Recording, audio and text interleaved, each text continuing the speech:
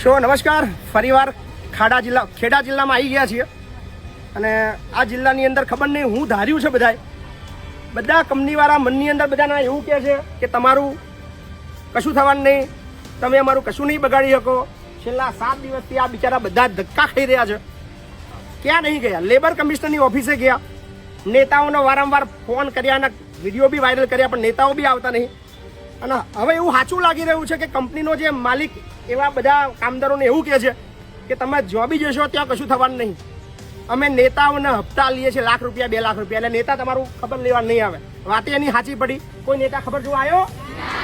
મતલબ કે કંપનીનો માલિક સાચો છે. બીજું એવું કીધું કે લેબર કમિશનરને બી અમે ₹1,00,000 2 લાખ હપ્તા લઈએ છીએ દર મહિને. એટલે લેબર કમિશનર બી કંઈ પોઝિટિવ કશું કર્યું હોય એવું દેખાયું, એટલે એ બી કદાચ વાત સાચી છે. અમે એવું કાલે કીધું કે અમે કલેક્ટર જો જવાના હતા, કે કલેક્ટરને બી હપ્તા આલું છું. મારું આ મને સાચું લાગતું નહીં કે આ કલેક્ટર હપ્તો લેતો હોય એવું મને લાગતું નહીં, કારણ કે એમનો પગાર બહુ મોટો હોય. એટલે મને પૂરો વિશ્વાસ છે કે આ સાહેબ હપ્તો નહીં લેતા હોય. પણ આ સાબિત થશે કાલે, ચાલે. કારણ કે આજે બધા કલેક્ટરને કદાચ મોટા સાહેબ છે એટલે અમને ખબર ના હોય કે આ જિલ્લાની અંદર આવી બી કોઈ કંપની છે જે પાકિસ્તાનનો કાયદો લગાવીને ભારતના વર્કરોનું શોષણ કરી રહી છે, જે ગદ્દાર કંપની છે. કદાચ સાહેબ સુધી કોનમાં વાત ના પહોંચી હોય તો સાહેબના કોનમાં વાત પહોંચે, એમના ટેબલ પર કાગળ પહોંચે. એના અનુસંધાનની અંદર બધા કામદારો આવ્યા છે કલેક્ટર સાહેબ જોડે. સાહેબ, આ મેસેજ તમારા માટે છે કે એ ભાઈ એવું કહી રહ્યો છે કે કલેક્ટર બી મારું કશું બગાડી શકવાનું નહીં. કલેક્ટરના બી હું ₹1,00,000 2 લાખ હપ્તો ટાઈમે પહોંચાડું છું.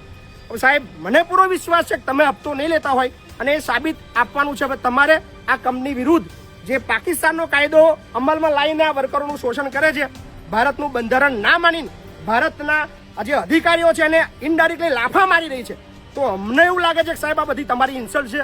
અને એક ભારતીય નાગરિક તરીકે હું તમારું અપમાન, આપણા અધિકારીનું અપમાન, આ નેતાઓનું અપમાન થાય એ મારાથી સહન નહીં થતું. મને દુઃખ થાય છે. જો કે રડવું નહીં આવતું, પણ આ સાચું જૂઠું કાલે ખબર પડશે કે સાહેબ ખરેખર તમે હપ્તા નહીં લેતા અથવા તમે ઈમાનદારીથી કામ કરો છો. તો આ બધા કામદારો 400 કામદારો છે, અહીંયા કોઈ 1-2 વ્યક્તિની વાત નહીં.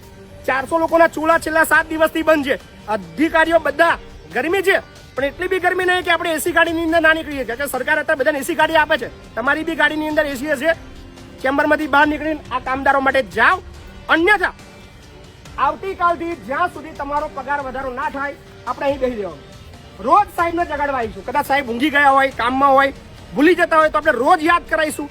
રોજ કલેક્ટર કચેરી આવીશું. આ બધા જ કામદારો આવશે. કાલથી બધા ટિફિન લઈને આવજો. સવારમાં 10 વાગે આવી જવાનું, 4 વાગ્યા સુધી નોકરી અહીં કરવાની. બરાબર? બધા આવી જાઓ.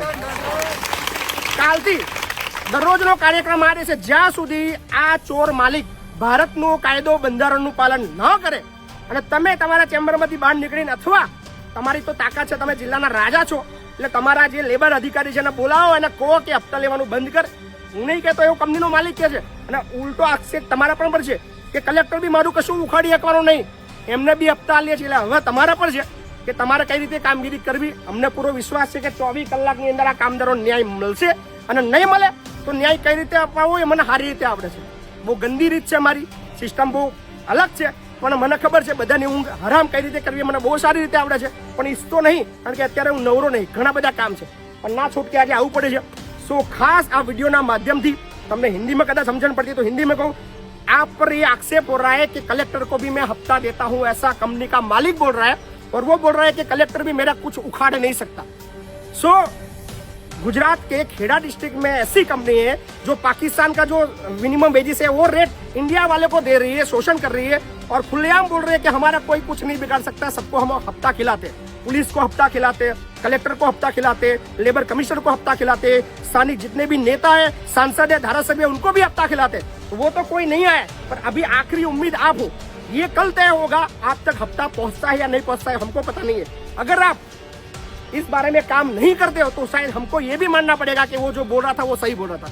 सो प्लीज आप थोड़े मतलब जोश में आकर इन सारे 400 लोगों का जो चूल्हा बंद है वो शुरू करवाने के लिए काम करें. अन्यथा कल सुबह से 10 बजे तक हम लोग यहीं पे आएंगे, शाम के 4 बजे तक ना कोई डिस्टर्बेंस करेंगे, ना कोई नारा लगाएंगे, चुपचाप आकर मतलब बहुत ही संविधान की तरफ से हम लोग बैठेंगे, आराम से खाना खाएंगे. हर रोज आपको ये पेपर देंगे, हर रोज एक वीडियो डालेंगे कि हमारे 400 लोगों के चूल्हे बंद है.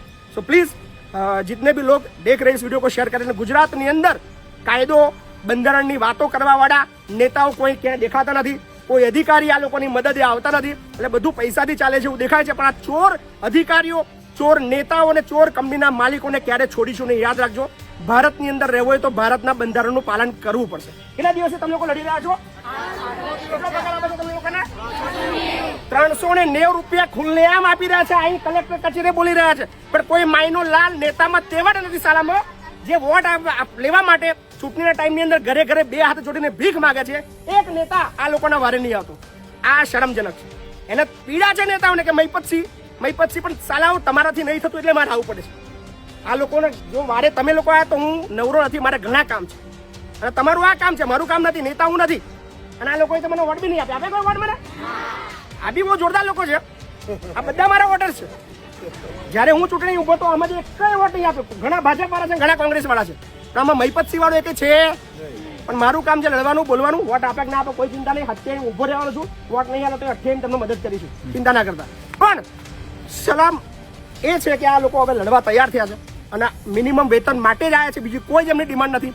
અને આવતીકાલ સુધીમાં જો જાહેરાત નથી તો કાલથી ફરી પાછા અહીંયા આગળ અને કાલથી બધા જ આપણે સાંસદના ઘેર સાંસદને રજૂઆત કરવા જઈશું. કારણ કે સાંસદ બી બહુ મોટા છે, એમને ખબર ના હોય.